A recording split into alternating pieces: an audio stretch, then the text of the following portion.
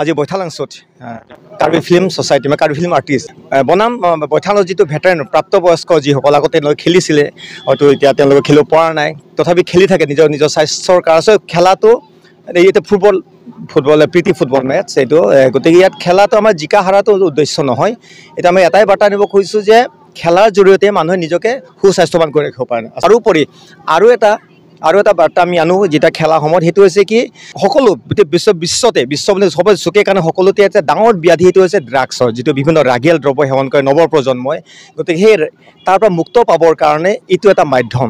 যিবোৰ নিচা আছে সেই নিচাবোৰ গাত সোমোৱাটো বন্ধ কৰিবৰ কাৰণে ডাঙৰ ৰাগিয়াল বস্তু খাবলৈ সেইটো হৈছে আমাৰ খেলা ধূলা নাচ গান যিবোৰ খেলা ধূলা কলা সংস্কৃতি সেইবিলাক আমি গাত সোমাই ল'ব লাগিব যদি সেইবোৰ নিচা যদি আমাৰ গাত সোমাই যায় তেতিয়াহ'লে বেলেগ নিচা আমাৰ গাত সোমাব নোৱাৰে ৭৮তম স্বাধীনতা দিৱস উপলক্ষে এই প্ৰীতি খেলখন অনুষ্ঠিত হৈছে ইয়াৰ বৈঠালাংছ ভেটাৰেন ক্লাব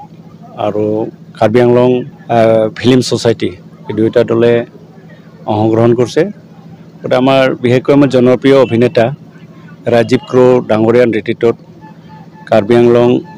যিটো ফিল্ম ছ'চাইটি তেখেতৰ নেতৃত্বত এটা ফুটবল দল আহিছে ইয়াতে আৰু আমাৰ ইয়াতে বৈঠালাংছ ভেটাৰেন ফুটবল ক্লাব এই জড়িত এই খেলখন অনুষ্ঠিত হৈছে আমি এই খেল জৰিয়তে আমাৰ শাৰীৰিক সুস্থতা আৰু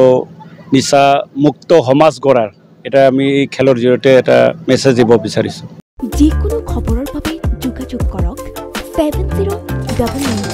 7099017330 অথবা 7099017990 নম্বৰত